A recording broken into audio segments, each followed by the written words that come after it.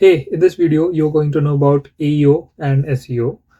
And before going ahead, I would like to introduce myself. My name is Madhav, and I make content around AI.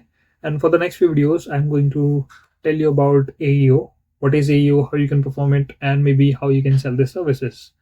लेकिन इस video series में सिर्फ मैं आपको AEO के बारे में बताने के अलावा इसको करके भी एक्चुअल में दिखाऊंगा। एज यू कैन सी, हमारी वेबसाइट है ऑटो पायलट स्टूडियो। इसके ब्लॉग्स पेज के अंदर फिलहाल कुछ भी नहीं है। हमने मतलब कुछ भी ब्लॉग वगैरह नहीं डाल रखा है इसके अंदर। कोई एसईओ कोई एईओ हमने परफॉर्म नहीं कर रखा है।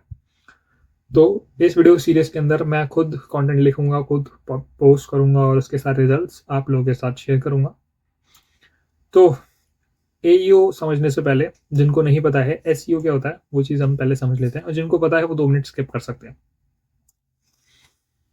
तो SEO is called search engine optimization. मतलब कि लेट्स सपोज आपकी एक वेबसाइट है, ठीक है। तो अपनी वेबसाइट का नाम गूगल करते हो और वेबसाइट दिख जाती है और आप इस चीज़ से खुश हो, तो आपको ना ये वीडियो देखने की जरूरत है, ना एसईओ के बारे में जानने की जरूरत है, ना एईओ के बारे में जानने की जरूरत है। लेकिन अगर आप चाहते हो कि आपकी वेबसाइट से आपको ट्रैफिक आता रहे, मतलब कि आपको क्लाइंट्स आते रहे, आपको यूजर्स आते रहे, वो चीज़ करने के लिए वी परफॉर्म SEO। अच्छा, वो क्या होता है? लेट्स सपोज कि मैंने गूगल पे सर्च किया बेस्ट मूवीज इन जनवरी 2026, ठीक है। तो आप देखो कि इधर डिस्ट्रिक्ट की, बुक माई शो की, IMDb की, अलग अलग वेबसाइट्स की लिंक आ रही है मेरे को, ठीक है। इनमें से कोई भी वेबसाइट इसके ऊपर तो नहीं बनी हुई है, best movies in January 2026। They are ticket selling websites, ठीक है। इन्होंने क्या किया है? इन्होंने ब्लॉग्स लिखे हैं। लेट्स सपोज कि मैंने इसको सर्च किया एंड देन मैं एक ब्लॉग खोल लेता हूँ। ब्लॉग खोलने के बाद मैंने इसको पढ़ा, मैंने इसके अंदर मूवीज देख ली जो मुझे अच्छी लग रही थी, एंड देन मैंने किसी एक की टिकट परचेज कर ली। तो ये क्या हुआ? कन्वर्जन, ठीक है। मैं उस पर गया, मैंने उस पर कन्वर्ट हो गया जाके। So that is called business, कि हमने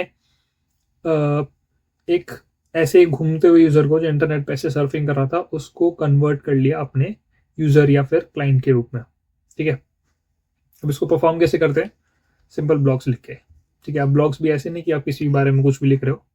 आप ब्लॉग लिखोगे पहली बात तो अपनी निश के अंदर, दूसरा कीवर्ड्स के अंदर जो कि आपकी निश में सर्च किए जाते हैं। लेट्स सपोज जैसे कि district movies, TV shows, events वगैरह के लिए जाना जाता है, तो उसके रिलेटेड जितने भी कंटेंट होंगे वो सारे डिस्ट्रिक्ट पब्लिश करेगा, ताकि जब भी कोई भी बंदा उससे रिलेटेड कोई भी चीज़ सर्च करे वो इसकी वेबसाइट पे लैंड हो जाए, एंड फॉर्चुनेटली वो जाके कन्वर्ट भी हो जाए, ठीक है। इस तरीके से चीज़ काम करती है। आई गेस आपको एसईओ के ऊपर समझ में आ गया होगा कि हम सर्च इंजन पे अपने निश से रिलेटेड ट्रैफिक को अपनी वेबसाइट पे लेके आते हैं ताकि हमारा कन्वर्जन बढ़े, ठीक है। Now let's understand what is AEO, ठीक है। फुल फॉर्म है आंसर इंजन ऑप्टिमाइजेशन। इसका मतलब क्या होता है?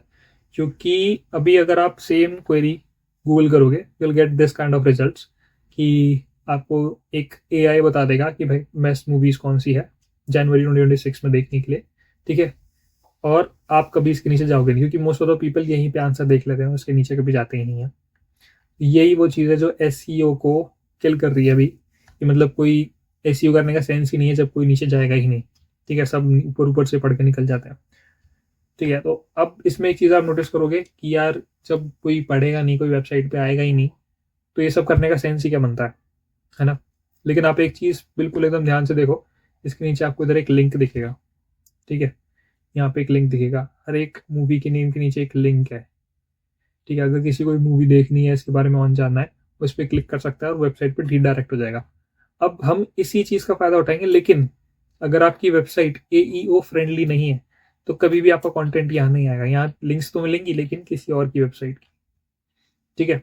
अगर इसको और थोड़ा डीप में समझाऊं, जैसे कि अपन जेमिनाई या ChatGPT वगैरह से बात करते हैं, वैसे गूगल पे अभी AI मोड आ रखा है जिसका ऐड टीवी पे रोज रोज आता रहता है, ठीक है। उसके अंदर मैं सेम सर्च करूंगा तो आप देखोगे राइट साइड में मेरे को कुछ मूवीज दिख रही है, ठीक है। अब जैसे कि हमने पहले देखा था डिस्ट्रिक्ट का आ रहा सबसे ऊपर, लेकिन यहाँ सबसे ऊपर डिस्ट्रिक्ट नहीं आ रहा, यहाँ पे सबसे ऊपर बस फीड आ रहा है, याहू आ रहा है, ठीक है। डिस्ट्रिक्ट नीचे नीचे आ रहा है, और भी बहुत सारी वेबसाइट्स हैं, ठीक है।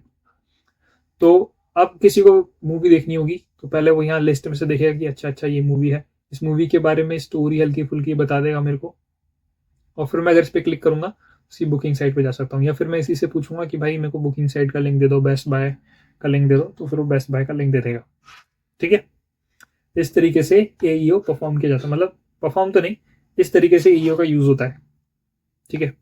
आई गेस आपको दोनों चीज़ें समझ में आई होगी कि AEO क्या होता है और SEO क्या होता है, इन दोनों के बीच का फ़र्क, और हमको AEO क्यों करना चाहिए। ठीक है, तो अब थोड़े से नंबर्स के ऊपर बात कर लेते हैं। ठीक है, AEO वर्सेस SEO में SEO जो होता है वो गूगल सर्च लिस्टिंग के काम आता है। मतलब कि जब भी मैं कुछ भी सर्च करूंगा, जैसे गूगल पे भी मैंने ये AI मोड खोला हुआ है, बैक करते हैं एक बारी, जैसे कि मैंने ये सर्च किया हुआ है। ठीक है, SEO परफॉर्म किया जाता है कि इस लिस्ट में मेरा नाम आए, ये जो ऊपर लिस्ट आ रही है इसके अंदर मेरा नाम आए। ठीक है, वेयर जो AEO किया जाता है वो यहाँ पे अपना लिस्टिंग कराने का काम होता है। मतलब यहाँ पे उसको साइटेशन देती है कि जैसे कि ये वाली साइटेशन आप देखोगे, ये वेराइटी नाम से एक वेबसाइट है, उसकी साइटेशन है। ठीक है, ये मेरे को मिले, ये चीज इसके ऊपर फोकस किया जाता है AEO। ठीक है, अब कोर ऑब्जेक्टिव क्या होता है, ड्राइव वेबसाइट ट्रैफिक, उसके अंदर ट्रैफिक लेके आता है जो कि कन्वर्ट होता है, जो कि ओवरऑल हमको पैसे बना के देता है। ये हमको AI रिस्पॉन्सेस, मतलब AI के रिस्पॉन्स जो आते हैं ना उसके अंदर रैंक कराने में हेल्प करता है। लेटर ऑन ये भी हमको वेबसाइट पे ट्रैफिक लेके आता है, कन्वर्जन कराता है, क्योंकि जब AI से कोई बंदा रिडायरेक्ट होकर आता है उसके लिए वो जो वेबसाइट की अथॉरिटी होती है वो सबसे ऊपर होती है, क्योंकि AI ने सजेस्ट की है वो। ठीक है, रैंडम ऐसे सर्च में नहीं आई है, फ्रॉड वगैरह नहीं है, वो AI ने सजेस्ट की है। तो वो वो जो बंदा आएगा वो परचेज भी करेगा, बहुत ज़्यादा चांसेस है कि वो परचेज करे, और वो बंदा आपके लॉयल्टी के अंदर एक बार काउंट हो जाएगा, क्योंकि वो बंदे को आपका कंटेंट अथॉरिटेटिव लगे। ठीक है, वेयर एज SEO जो है अथॉरिटी टाइप के लिए डोमेन अथॉरिटी बनाता है। मतलब कि आपका डोमेन जो है वो और वजनदार हो जाएगा। मतलब अगर कोई और आपके डोमेन का वो दे रहा है साइटेशन, तो उसका डोमेन ऊपर रैंक करेगा क्योंकि उसने आपके डोमेन का साइटेशन दिया है। ठीक है, आई गेस आपको ये चीज समझ आ गई होगी कि डोमेन का ये मान लो आपका ID कार्ड। ठीक है, आपका ID कार्ड स्ट्रॉन्ग जितना ज़्यादा होगा कि भाई कॉलेज में मेरी चलती है, मेरा ID कार्ड दिखाओ, कहीं भी एंट्री कर जाओ। ठीक है, उस टाइप से हो जाएगा वो, अगर आप SEO परफॉर्म करते हो। वेयर एज की AEO जब आप परफॉर्म करते हो तब क्लास के आगे जो सबसे आगे बच्चा बैठा रहता है वो बन जाता है आपका वेबसाइट। ठीक है, आई गेस आपको ये चीज़ समझ में आ गई होगी। ठीक है, अब इसको परफॉर्म कैसे करता है, कंटेंट फॉर्मेट क्या होता है, सिंपल सा है। जब आप SEO परफॉर्म करते हो तो एक बहुत लंबे लंबे पैराग्राफ्स आप लिखते हो। ठीक है, SEO फ्रेंडली होते हैं, इसमें कीवर्ड्स होते हैं ना, सर्च पैटर्न्स होते हैं, बैकलिंक्स होते हैं, वगैरह वगैरह बहुत सारी चीज़ें होती हैं। फिर जब आप AEO का कंटेंट लिखोगे तो वो क्वेश्चन आंसर फॉर्मेट में होता है, एक स्ट्रक्चर फॉर्मेट होता है, ताकि AI उसको पढ़ सके। ठीक है, जब हम लॉन्ग फॉर्म कंटेंट लिखते हैं ना, मतलब आर्टिकल्स वगैरह, तो उसके अंदर शायरी लिख देंगे कभी, तो ऐसे भारी भारी शब्दों का इस्तेमाल करते हैं। वेर जब AEO लिखेंगे, सिंपल क्वेश्चन जो मैं पूछूंगा AI से, या फिर AI इंटरनेट पे सर्च करेगा, वो क्वेश्चन और उसका आंसर मैं उसके अंदर मेंशन करूंगा। ठीक है, क्वेश्चन के नीचे आंसर, H1 H2 H3 के अंदर क्वेश्चन जाएंगे, पैराग्राफ्स के अंदर उसके आंसर जाएंगे, और उस आंसर को मैंने किधर से रेफरेंस किया है। अब ऐसा तो है नहीं कि मैंने अलग से कोई नई खोज कर दी है, अगर मैं कोई साइंटिस्ट वगैरह नहीं हूँ तो। ठीक है, तो वो साइटेशन जहाँ से मैंने वो इन्फॉर्मेशन ली है, बजाय कि मैंने इन्फॉर्मेशन बहुत ज़्यादा मैनिपुलेट कर दी है, मैं एक साइटेशन ज़रूर दूंगा कि यार मैंने यहाँ से इन्फॉर्मेशन ग्रैब किया। ठीक है, इस तरीके से चीज़ काम करती है। उसमें क्या होता है, ये आपकी वेबसाइट पे आएगा, ऑब्वियसली क्वेश्चन लेके आएगा, क्योंकि आप भी AI के पास क्वेश्चन लेके जाते हो। क्वेश्चन लेके आएगा, उसका क्वेश्चन का आंसर H1 H2 H3 कहीं पे भी आपको उसको दिख जाएगा बड़ा बड़ा कि अच्छा ये है, इससे मैच हो रहा है, इसका आंसर इसने क्या दिया है, अच्छा ये आंसर दिया है, क्यों दिया है, नीचे साइटेशन है, साइटेशन पे गया, चेक किया, अच्छा यहाँ पे भी इन्फॉर्मेशन है, सही लेजिट इन्फॉर्मेशन है, मतलब ये जो आंसर है ये यूजेबल है, तो इस साइट की लिंक मैं अपने यूजर को जाके दूंगा। इस तरीके से वो एक्ट करता है, क्योंकि 2026 के अंदर प्रोडिक्टेड है कि 70% लोग सिर्फ और सिर्फ AI पे ही बात करेंगे। मतलब कि ChatGPT से अपने आंसर निकलवा लिए, या फिर ये गूगल सर्च के ऊपर से अपने आंसर निकलवा लिए, बजाय कि खुद जाके वेबसाइट खोल के देखने के। तो इससे एक चीज़ बढ़ती है जिसको बोलते हैं हम जीरो क्लिक सर्चेस। मतलब कि सर्च तो हुआ है लेकिन कहीं क्लिक नहीं किया, मतलब किसी वेबसाइट पे आपने क्लिक नहीं किया, आप जस्ट सर्च करके चले गए। क्योंकि अगर मैं 5 साल पहले की बात करूँ, 10 साल पहले की बात करूँ, क्योंकि जीरो के बराबर होता था जीरो क्लिक सर्च, क्योंकि कोई बेवकूफ़ी होगा जो पहले सर्च करेगा और फिर उसके बाद कुछ ऐसे टाइटल्स पढ़ के चला जाएगा।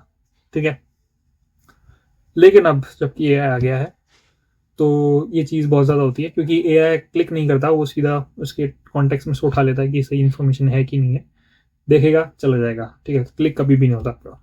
ठीक है, इसका सबसे बेस्ट एग्जांपल है परप्लेक्सिटी। जब परप्लेक्सिटी आया था करीब 2 साल पहले आया था, 2024 में आया था आई गेस।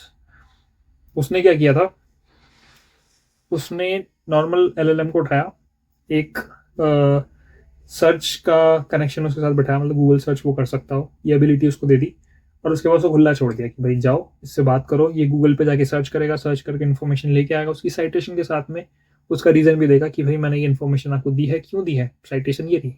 ठीक है, तो लोग अब परप्लेक्सिटी को ज़्यादा यूज़ करते हैं बजाय कि खुद जाके मैनुअल सर्च करने, क्योंकि ये 5 मिनट लेता है और 100 वेबसाइट पढ़ के आ जाता है, सिंपल सी बात है। ठीक है, तो आई गेस आपको ये चीज़ समझ में आ गई होगी हमको ये क्यों करना है और कैसे कर सकते हैं। कैसे कर सकते हैं, अब मैं बता देता हूँ कैसे कर सकते हैं। आपको स्ट्रक्चर्ड आउटपुट रखना है, मतलब कि लेट्स सपोज कि मैं एआई से कुछ पूछ रहा हूँ, ठीक है, तो वो कैसे स्ट्रक्चर्ड आंसर देता है मेरे को। ठीक है, पहले ऊपर के बारे में समरी बताएगा, समरी के नीचे फिर एक एक पॉइंट करके मेरे को आंसर देगा, पॉइंट के बाद में कंक्लूजन देगा, कंक्लूजन के बाद साइटेशंस देगा। इस टाइप से उसका स्ट्रक्चर रहता है, मतलब ले दे के वो पूरा स्ट्रक्चर पे चलता है। ठीक है, वैसे ही आपका कंटेंट भी स्ट्रक्चर पे होना चाहिए।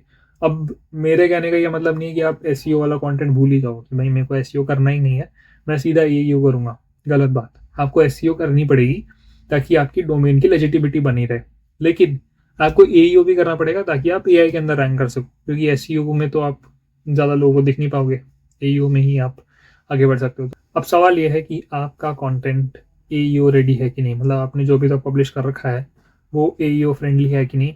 उसको कैसे जानोगे, वो अगली वीडियो में आपको डीपली बता दूंगा कि आपका कंटेंट एआई में रैंक कर रहा है कि नहीं कर रहा है, कैसे चेक कर सकते हो, वगैरह वगैरह। बाकी I will see in the next one.